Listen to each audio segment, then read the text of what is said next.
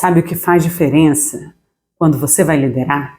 3 aspectos fundamentais: capacidade de ouvir, trabalho colaborativo e participativo e tolerância ao erro para inovar. Essas 3 características levam equipes, pessoas a gerarem resultados e a irem mais longe.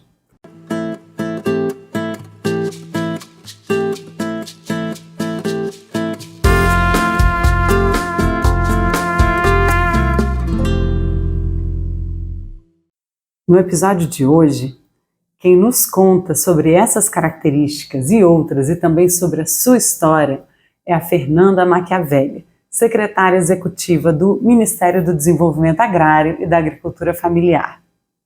E nesse episódio, a Fernanda está sendo entrevistada por mim, Andréa Zimmermann, que trabalho com facilitação, sou consultora internacional há mais de 20 anos, sou geógrafa, mestre em desenvolvimento sustentável, e já trabalhei com a ONU, com o governo federal nas suas mais diversas instâncias e também com muitas ONGs internacionais e nacionais. Hoje eu ajudo mulheres a gerarem transformações positivas com seu trabalho a partir de facilitação e gestão por resultados, fazendo mais de R$1.000 por dia a partir do seu trabalho. Então, vem com a gente que no episódio de hoje a Fernanda vai contar como foi a trajetória dela para que ela saísse daquela menina do Grêmio Estudantil, de uma escola pública, e você vai ver que ela teve uma trajetória muito interessante, que nos inspira muito, e ela conta os aprendizados dela até chegar a esse ponto que ela está hoje na carreira dela como secretária executiva, como essa grande líder, com uma equipe grande, fazendo a diferença na política pública brasileira. E também ela vai trazer os desafios dela como mãe, como essa mulher que precisa contar com uma rede de apoio, que tem uma série de desafios no seu dia a dia, e como eu, como você, precisa, digamos assim, nos virar e passar um dobrado na hora de trabalhar. Então vamos junto conhecer a história da Fernanda Machiavelli.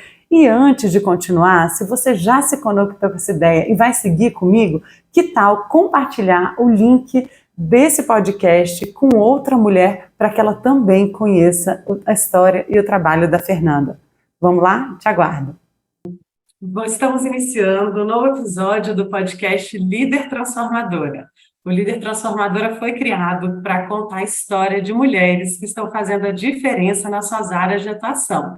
E hoje eu tenho o prazer de entrevistar aqui Fernanda Machiavelli, que é secretária executiva do Ministério do Desenvolvimento Agrário e da Agricultura Familiar.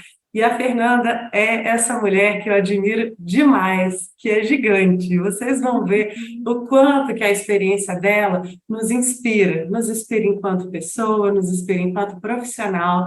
E eu vou deixar a Fernanda contar para vocês dessa trajetória. Então, Fernanda, muito obrigada por você ter aceitado o nosso convite aqui para estar presente no Líder Transformadora. E eu já queria te saudar e pedir para você começar contando para a gente um pouquinho da sua história. Você hoje é secretária executiva da MDA, mas como que foi esse fio, né? Quem é você? Como é que você se apresenta e como você chegou até aqui? André, em primeiro lugar, obrigada pelo convite. Queria dizer que você também é uma mulher que me inspira muito. Tive a oportunidade, inclusive, de ser sua aluna lá no início da minha entrada na carreira de gestora pública e trabalhar contigo, e que você é, sim, essa líder que inspira muitas outras. Eu tenho muita alegria de ter participado desse processo formativo com você. Na minha carreira, né? Hoje, como você comentou, eu sou gestora pública, sou especialista em políticas públicas e gestão governamental, que é uma carreira do Poder Executivo Federal, e estou tendo a oportunidade agora de liderar dentro do Ministério do Desenvolvimento Agrário a retomada das políticas voltadas para a agricultura familiar ao lado do ministro Paulo Teixeira. Mas a minha carreira, inclusive, o encontro com ele começa muito antes. Lá já no ensino médio eu já trabalhava desde os 16 anos e estudava na escola pública, e foi ali, inclusive, que como líder do Grêmio Estudantil eu conheci o Paulo, que hoje é o nosso ministro.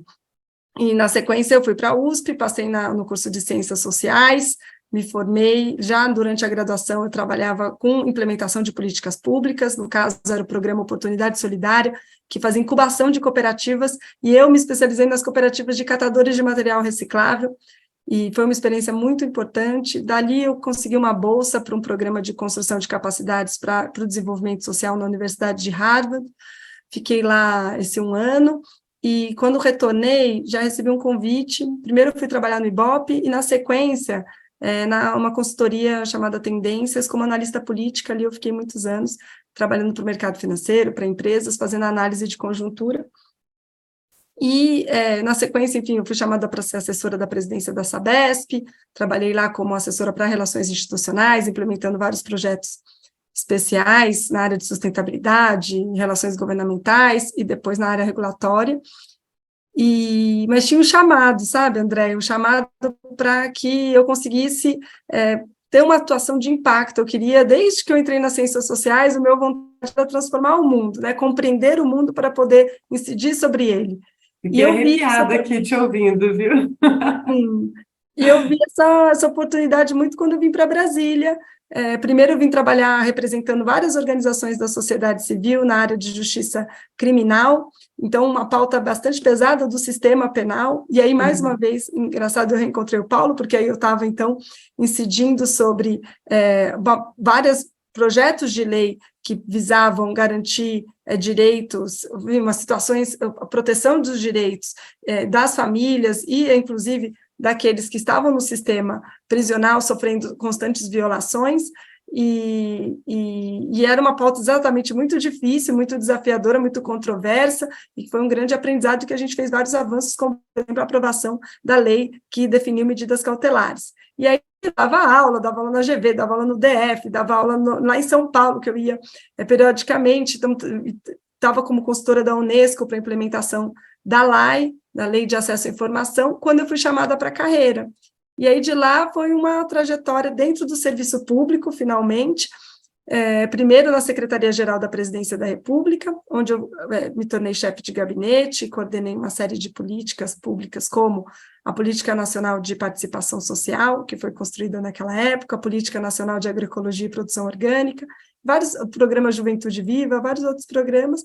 Fui para o MDA, para o Ministério do Desenvolvimento Agrário, já na gestão do ministro Patrus Ananias, e depois veio o impeachment, e eu, gestante, né, com a minha primeira filha, quando eu retornei, nessa altura, como eu comentei, eu era chefe de gabinete, obviamente fui exonerada, e voltei para a ENAP, a Escola Nacional de Administração Pública, onde eu fui trabalhar no Genova, Laboratório de Inovação em Serviços Públicos, laboratório de inovação em governo, porque depois que a gente criou essa área do Genova Transforma, mais focada nos serviços públicos, e aí eu passei a liderar essa área de construção colaborativa de soluções para desafios públicos. E lá fiquei, até vim para a licença para o doutorado, veio o doutorado, e agora veio esse convite do Paulo para assumir a Secretaria Executiva do Ministério do Desenvolvimento Agrário, onde eu já havia trabalhado, e agora com essa tarefa de retomada e reconstrução das políticas públicas voltadas para a produção dos alimentos saudáveis, para a reforma agrária, para o desenvolvimento territorial e para a agricultura familiar. Uau! Fiquei aqui encantada, já conheci um pouco dessa trajetória, mas resgatar tudo isso, toda essa bagagem, né, que está aí, que incrível, Fernanda. E eu queria te perguntar, o que te motivou a, nesse momento que você estava já no doutorado, no momento, né, de desenvolvimento, não sei se você conseguiu concluir o doutorado, porque eu lembro que você estava em curso e recebeu esse chamado nessa mudança de contexto, né, de governo, de posição. O que está te motivando para desenvolver esse trabalho, que a gente sabe que um trabalho de secretária executiva é um trabalho de muitas viagens, de muita dedicação, e que você tem que se doar muito mais, né? O que faz você acordar de manhã e fazer esse trabalho para a agricultura familiar e para o desenvolvimento agrário? Andréia, olha, de fato, primeiro, eu não concluí o doutorado, ainda estou no meio do doutorado, e esse chamado veio de voltar a trabalhar num projeto de país que eu acredito, que eu me identifico, e trabalhar pela redução das desigualdades estruturais no nosso contexto, né? E aí eu estou agora assim, sempre me liguei muito com a agenda dos Objetivos do Desenvolvimento Sustentável, e eu me vejo ali no ODS 2, no objetivo de enfrentar a fome e promover uma agricultura sustentável. E saber que nosso trabalho tem esse impacto na vida das pessoas, que a gente pode, a partir da nossa atuação, melhorar, transformar o Estado para que ele sirva melhor às pessoas e, ao mesmo tempo, entregar políticas públicas que possam, de fato, gerar oportunidades, transformar essas estruturas e de criar uma sociedade mais justa, mais fraterna, mais solidária, mais igualitária. Eu acho que isso é o que faz a gente ter coragem, né? Coragem e força para seguir trabalhando. Maravilha. E te ouvindo, eu queria te perguntar, para a gente se conectar também a essa mulher que está aqui com a gente, você que está assistindo aqui, ou que está nos ouvindo e que é mãe, e que pensa, mas imagina, ela contou essa trajetória aí, mas será que ela dá conta? Será que ela tem filhos? Como é que ela concilia a vida de mãe? Você contou que você estava grávida em determinado momento, né, da sua trajetória, mas eu sei que já veio uma segunda filhinha, né, que tem duas filhas, e como que foi isso? Como que você consegue fazer essa conciliação da vida de mãe e da vida de profissional? Como que essas duas mulheres, que eu sei que, na verdade, não são só duas, né? Tem várias Fernandas aí, com essa multiplicidade, como que você integra esses papéis? Eu tenho duas filhas, uma tem 7 anos, a Aurora, uma menor tem 5 anos, a Beatriz, e tem um enteado de 10 anos, que é o Dimitri. E de fato, assim, não tem supermulher, né? Os desafios são muitos, a gente conseguir conciliar várias jornadas não é fácil e precisa de rede de apoio, né, Andréia? Para nós conseguirmos desenvolver as nossas atividades profissionais, a gente só consegue fazer isso a partir das redes de apoio, que são, no meu caso, né, a escola, não tenho família aqui perto, mas tenho a escola, e ter homens que também suportam as carreiras das mulheres. E, no caso, eu tenho um ex-companheiro, que é o pai das meninas, com quem eu divido a guarda, e que divido a guarda, de fato, nos dias da semana, e um companheiro hoje, o Lucas, que também é super parceiro nessa divisão das atividades domésticas e das atividades do cuidado. Então, exige mesmo uma capacidade e um compartilhar, né? E acho que isso, eu fico muito tranquila agora, porque a verdade é que a gente ficou esses anos em teletrabalho, né, André? E depois eu em licença para o doutorado, muito dedicada para essa maternagem, né, para essa atividade dos cuidados. E conseguir, lógico, obviamente conciliando com as atividades profissionais, mas conseguindo dar mais conta. Agora, está muito mais tumultuado, mas eu também vejo nas minhas filhas muito orgulho, né, e muita felicidade por me ver também me realizando profissionalmente. E você trouxe essa palavra, né, de rede de apoio, nessa expressão, e que eu acho tão importante, porque muitas vezes eu vejo nós, mulheres, a gente querendo dar conta de tudo, né? E eu conversando com muitas mulheres que a gente trabalha, muitas vezes vem uma sensação de culpa por não estar em todos os momentos, em 100%, mas é sobre isso também, né? Sobre a gente estar criando nossos filhos para eles estarem no mundo também, para compartilhar esse cuidado, que é tão importante que as crianças tenham outras referências e confiem também em outras pessoas que estão perto, e a gente possa confiar, né? Então, essa ideia de que a gente não está sozinha nesse cuidado, e que poder contar com quem nos sustenta junto para que isso possa acontecer, eu acho super importante. Eu te ouço e faço eco nessa ideia, eu acho que é maravilhoso a gente cuidando disso, que acaba sendo uma família estendida quando não é necessariamente só a nossa família, né? Seja a escola, ou seja amigos, eu conheço mulheres que acabam tendo outras mulheres ou outras famílias que se apoiam, e acho que isso é algo super importante que você nos trouxe. Eu acho que sim, que assim, exatamente, tem outras mulheres que apoiam, inclusive a madrasta das meninas, que é uma parceira nesse aspecto. Mas eu acho que uma coisa também muito importante é saber pôr limite, sabe? Porque, assim, não é possível, a partir de uma boa gestão, a gente conseguir fazer uma boa gestão do tempo e da produtividade no trabalho. A gente não precisa ficar lá até as 10 horas da noite para ser uma boa gestora. Ao contrário, bons gestores gerem bem o tempo.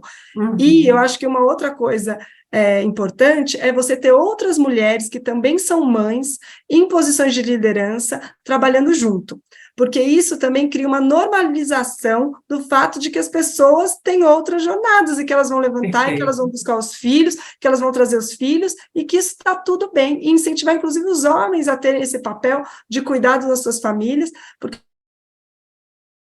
mudança de cultura no trabalho. E, no caso, felizmente, eu também conto com uma liderança, que é o ministro Paulo Teixeira, que é muito apoiador, né? Entendeu que ter mulheres também em cargos de liderança, ele também ia ter que compreender essa questão dessa gestão do tempo, que a gestão do tempo ia ter que ser pensada a partir dessa lógica de pessoas que conciliam várias jornadas. Ele, tendo 6 filhos, também consegue compreender qual que é, já adultos, né, mas sabe como que é essa trajetória. O importante é que a gente consiga, nesse tempo, que é o tempo do trabalho, ser produtivo, ser resolutivo, assim, conseguir fazer as construções, fazer as entregas, e acho que essa capacidade de gerir o tempo, eu entendo que pode ser um diferencial bastante grande, inclusive das mulheres que têm filhos e que precisam conciliar várias jornadas.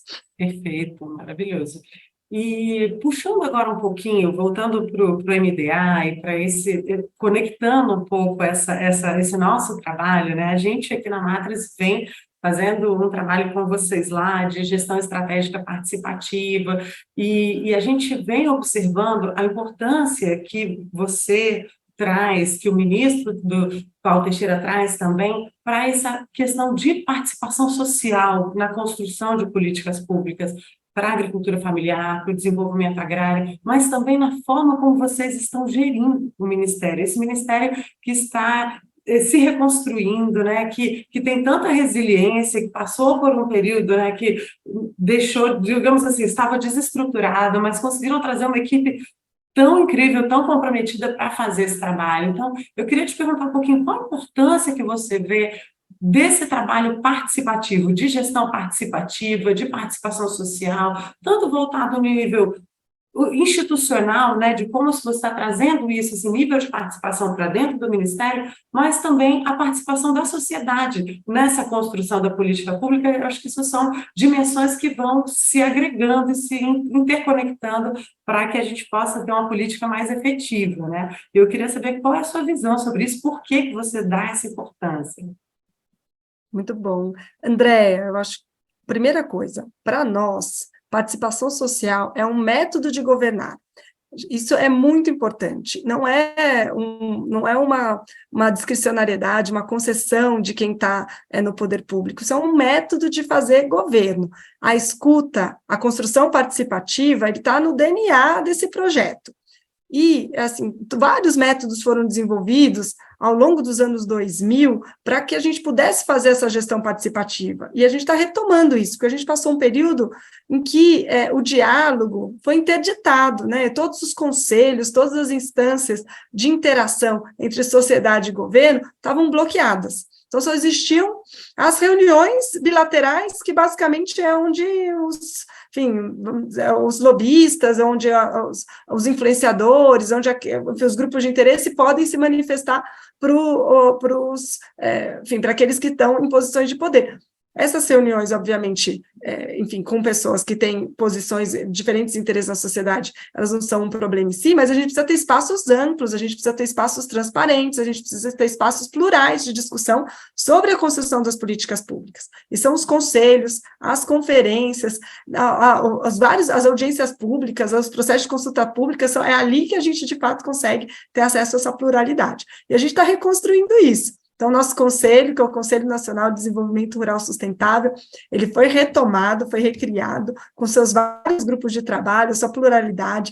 A gente tem feito também, vamos ter a nossa conferência nacional também no ano que vem, a gente está construindo isso com muito carinho, várias instâncias de participação estão sendo retomadas e o diálogo muito frequente, inclusive direto com as autoridades, assim, diálogos de escuta, de construção, porque é ali que a gente sente a dor, ali que a gente vê os problemas, ali a gente vê as nossas falhas, ali a gente entende o que a gente está construindo aqui, que não está chegando lá, o que está chegando com efeito não esperado. Então, o espaço de poder é reajustar. E na gestão interna também, né, construir um planejamento em que a gente consiga engajar a casa é fundamental também para que a gente tenha identificação e que todo mundo consiga olhar para o mesmo lado e se engajar num projeto conjunto. Então, acho que são essas duas esferas além do que eu acho que isso é uma outra atuação que você tem muito, que eu acho que é muito especial também nos auxiliar, que são esses processos de construção colaborativa, não com as lideranças, não com quem de fato já está nesse processo de liderar grandes grupos, movimentos sociais, organizações da sociedade civil, mas com os beneficiários de fato da política, a partir das escutas dos usuários, a partir dessa saída do gabinete e da campo, para entender lá na ponta o que acontece na vida das pessoas. Maravilha. E conectando um pouco com olhando um pouco para o trabalho de quem está conduzindo isso, porque a gente falou da importância da participação, a importância dos processos participativos na política, a política, isso ser um método de trabalho, achei incrível trazer essa abordagem, mas pensando na líder, em você enquanto líder, ou na sua visão de uma líder, né, qual a importância que você vê desse conhecimento de habilidades de trabalho com facilitação para uma mulher ou para uma pessoa que assume o papel de liderança? Então, eu tive a oportunidade, como eu comentei, tanto de fazer formação com você, quanto de fazer formação com outras referências na facilitação, durante o meu trabalho na ENAP, na Escola Nacional de Administração Pública. Eu acho que os diferenciais são os seguintes: primeira coisa, é a capacidade de facilitar, é a capacidade também de ouvir, e de, a partir da escuta, permitir que a colaboração aconteça e entender que as várias partes têm contribuições para que a gente possa construir uma solução consistente. Então, assim, isso a gente traz para a liderança, tentando ser uma liderança facilitadora, ou seja, que a gente consegue desenvolver o potencial de cada um que está dentro da equipe, fortalecer as capacidades de liderança, ter escuta, dar autonomia para que as pessoas também possam construir essas soluções de forma criativa. Não, outra coisa que eu acho muito importante na facilitação e nos processos de construção colaborativa é a gente treinar a tolerância ao erro. Né, na tentativa e o fracasso e o aprendizado. Isso também tem que estar na liderança e tem que estar na gestão. A gente saber que a gente só vai inovar se a gente tiver espaço para as pessoas errarem, para as pessoas tentarem, porque se a gente censura o erro, a gente não permite que as pessoas ousem e inovem, portanto. Eu acho que tem esse terceiro elemento, que são só os métodos, porque entender que é necessário para você construir soluções consistentes para os problemas públicos, você precisa escolher caminhos, seja os métodos analítico-preditivos, seja os métodos do design, seja, enfim, acessar caminhos para que você compreenda bem os problemas, defina os problemas, faça processos de ideação, de construção e teste e depois implemente. Eu acho que essa questão de você entender os percursos possíveis também é muito importante dentro de uma compreensão da facilitação.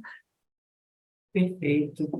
A gente vem observando cada vez mais que, se a gente pensa na liderança, eu trouxe essa visão da liderança facilitadora, né? Essa líder que facilita. A gente está sempre trabalhando com grupos, né? Quem lidera está trabalhando sempre com pessoas.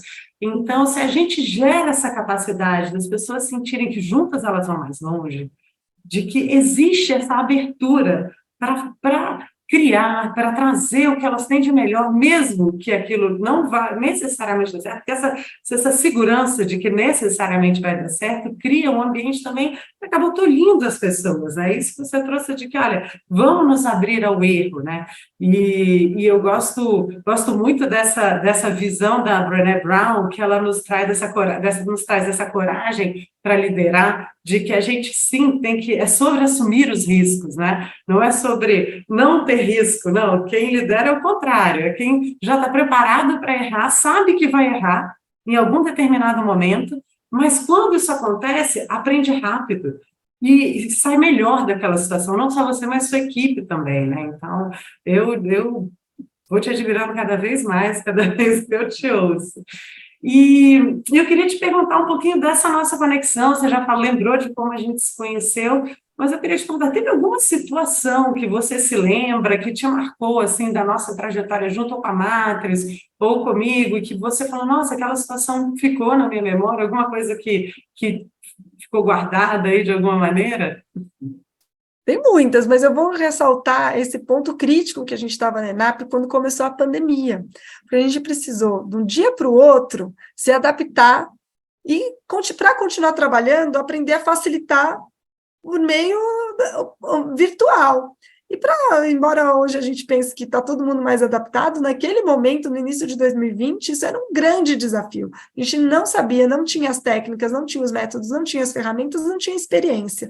E aí foi que a gente teve a oportunidade de trabalhar com você, Andréa, porque nós já tínhamos esse desejo, mas a agenda da Matrix e a sua é bastante disputada. E foi aí que a gente conseguiu trazer você para a ENAP, para você ser a nossa consultora e nos apoiar em todo o processo de adaptação da ENAP ao métodos de trabalho virtuais, especialmente dentro do Genova Transforma, que era esse espaço de construção colaborativa de soluções para problemas públicos. E aí, contigo, a gente produziu um livro, né, que está lá na ENAP, todo mundo pode acessar, sobre facilitação remota. Fizemos um processo formativo e você deu mentoria para vários dos nossos projetos, para os facilitadores se sentirem seguros também nesse processo de liderar, de facilitar esses projetos em ambiente virtual. Então, você teve um papel muito importante para a nossa adaptação, para a nossa mudança de paradigma dentro da ENAP. Nossa, você estava contando, eu me lembro que nessa consultoria a gente teve um curso também, né? E que no início ia ser um curso básico de facilitação, não sei, estava no termo de referência. Aí a gente foi conversando e falaram, não, vamos dar um curso avançado. E aí eu pensei, gente, um curso avançado, então vamos ousar aqui. Eu falei, estamos aqui no Genova Transforma, e aí eu me lembro que eu trouxe coisas do tipo, vamos criar uma gamificação no curso, e era sobre, acho que era o planejamento estratégico da Ancine. E aí cada grupo tinha que criar um game e tinha que apresentar no Gameflix, já criando um vídeo sobre o game, sobre aquele jogo e como seria aquele planejamento estratégico. E aí a gente trouxe o gestor da Ancine para apresentar a demanda, e era uma demanda real mesmo. Então eu vejo que tinha uma abertura para essa inovação que foi um casamento, porque eu adoro esses desafios. Então, quando você fala assim, Andréa, tem uma coisa que é desafiadora e vamos criar um novo, e a gente está aberto para isso, é assim, tudo que eu preciso para colocar também toda a minha criatividade a serviço, né? E eu lembro que foi uma experiência muito boa, e a turma, ela foi cada vez mais crescendo, né? Eu me lembro que não era uma turma que diminuía, as pessoas iam gostando, iam falando para outras, então acho que foi uma experiência que a gente cresceu junto, né? Então eu tive essa oportunidade de crescer junto também, com contato com todas as pessoas da Rede ANAP Transforma, com a equipe que você liderava, que algumas dessas pessoas, essas mulheres incríveis, estão contigo aí também, né? Então eu que agradeço toda essa confiança e essa oportunidade da gente ter criado isso, e agora também está saindo o curso, né, da Escola Virtual de Governo sobre esse livro, que deve estar sendo lançado ainda nesse segundo semestre, agora de 2023, vai ser um curso gratuito, então a gente vai deixar todos os links aqui também para quem estiver nos assistindo poder acessar. Ai, que incrível, exatamente, aquele processo que é muito importante, eram todos servidores públicos, e ali a gente desenvolveu muitas capacidades que ficam no Estado. Então, as pessoas foram para os seus lugares, continuaram facilitando e levando essa perspectiva da construção colaborativa para as várias instituições que compõem o governo federal e outros, porque tinha também servidores de estados, né, e até de municípios, que também vão levando essa forma de fazer política pública, que eu acho que é tão importante a partir da facilitação de processos colaborativos. Que ótimo. E, Fernanda, a gente está chegando no nosso fim. Eu depois quero, em outros momentos, a gente vai querer te convidar para explorar outras dimensões dessa líder e dessa mulher incrível que você é. Mas, para terminar, eu queria que você contasse para essa mulher que está aqui com a gente, que acompanhou a gente até aqui, 3 aprendizados da sua trajetória e que você considera que pode inspirar outras mulheres para que elas também acreditem no seu potencial, para que elas também desenvolvam essa líder aí que mora em cada uma de nós e que né, tem esse potencial em cada uma, mas a partir da sua experiência, o que você pode dizer para essa mulher que está aqui com a gente? Uau! Bom, eu acho que a primeira coisa para quem está nesse processo de profissional para chegar nessa liderança, acho que a primeiro compartilhamento é sente à mesa, sabe? Muitas das nossas barreiras para assumir cargos de liderança são internas. São nossas falas que a gente ouviu ao longo da vida que ecoam na nossa mente, que fazem com que a gente não acredite, que a gente se envergonhe, que a gente tenha timidez de falar, de se colocar, e muitas vezes somos nós que temos o domínio técnico, que sabemos o que tem que ser dito naquele momento, e que às vezes a gente não tem coragem de se sentar à mesa, se colocar com assertividade, com a convicção, independentemente do nível hierárquico com quem a gente está conversando. Então, acho que essa primeira coisa é: sente à mesa e se coloque, sabe? Assim, não escute aquela vozinha que está lá falando para você, para a mulher, para sua menina, que você não é capaz, que o que você tem para falar não é relevante. Você é importante, as coisas que você tem para falar são muito relevantes. Se coloque. Acho que esse é o primeiro processo para quem está lá. Para quem já está liderando, eu acho que isso também é um grande aprendizado.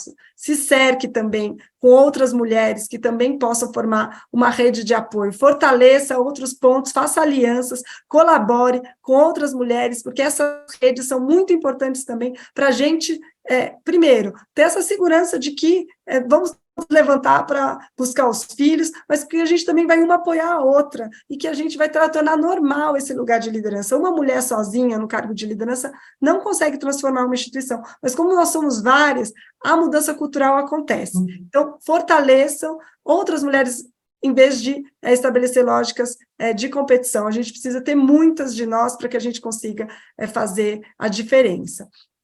Eu acho que o terceiro aprendizado, eu acho que é mais como a forma de gerir as pessoas, né? Muita autonomia. As pessoas, para se sentirem realizadas, elas precisam ter motivação, elas precisam estar engajadas numa missão, uma missão compartilhada, mas saber o que o trabalho delas faz, no final, de impacto no mundo. Então, estar engajado numa missão. 2, elas precisam ter autonomia. As pessoas precisam ter espaços para construir. Então, a gente dá os desafios e deixa as pessoas criarem com muita autonomia. Eu acho que isso também é muito importante. E a terceira coisa, assim, nessa questão mesmo de gerir as pessoas, é elogios em público, crítica no privado. A gente tem que combater a cultura do assédio, a gente precisa cuidar das pessoas para que elas não se constranjam no ambiente de trabalho. A gente precisa criar ambientes onde as pessoas se reforcem, se incentivem, se encorajem, que a gente tenha espaço para o erro e que o erro seja tratado de uma forma cuidadosa, no olho, para que todo mundo consiga se desenvolver. O papel do líder é desenvolver o potencial das pessoas. Nossa, agradeço muito, tenho certeza que esses aprendizados vão tocar a mente, o coração dessa mulher que está aqui com a gente, e a gente quer que você se sinta super à vontade, se você quiser voltar, se a gente puder ter outras oportunidades no futuro, você esteja sempre bem-vinda aqui ao Líder Transformadora, e não sei se você quer deixar uma mensagem final aqui para a gente, antes da gente finalizar. Então, eu queria te agradecer muito, Andréa, dizer que você é mais uma dessas iniciativas incríveis que você lidera entre tantas frentes em que você trabalha, e que é muito bom poder compartilhar, e ter você também nessa rede de mulheres potentes que eu admiro muito, que estão perto de mim, com quem eu posso recorrer também nos momentos em que a gente precisa construir e criar coisas juntas. E quero dizer para as mulheres que estiverem ouvindo que a gente vai ter várias barreiras nesse percurso, as barreiras que estão no nosso machismo estrutural da sociedade, barreiras que também são internas nesse machismo que a gente introjeta, porque a gente é criado nessa sociedade, e que o nosso papel é, a partir dessa construção dessas redes, também conseguir vencendo dia a dia, que a gente vai ter os momentos de fracasso, sim, de dor, sim, que a gente se levanta e segue de novo, porque a gente tem uma missão maior, né? E achar esse propósito, achar essa missão que nos move, pode fazer toda a diferença na nossa trajetória e também no nosso ambiente de atuação. Que bom, eu já recebo com todo amor e carinho essa mensagem, tenho certeza que você que está com a gente aqui também está conectada. E esse foi mais um episódio do nosso podcast Líder Transformadora, que conta a experiência de mulheres que estão fazendo a diferença nas suas áreas de atuação e compartilham aqui conosco seus aprendizados. E a gente teve o prazer de conversar com Fernanda Machiavelli hoje. Até o próximo episódio. E aí, depois de ter ouvido essa história, essas mensagens da Fernanda, você também está saindo muito mais inspirada? Eu te trago aqui um dos aspectos que no final já me chamou muita atenção e eu levo para mim, que é crítica no privado, elogios em público. E você? O que dessa conversa, disso que a Fernanda trouxe da experiência dela, te marcou e te inspirou? Escreve aqui nos comentários. Vamos trocar essa experiência entre mulheres e já ir fortalecendo entre nós essa rede de apoio mútuo e de troca de ideias. Eu te espero em outros vídeos e acompanhe a gente para que você possa ter acesso ao conteúdo incrível sobre liderança transformadora e sobre facilitação de diálogos e gestão por resultados. Um abraço!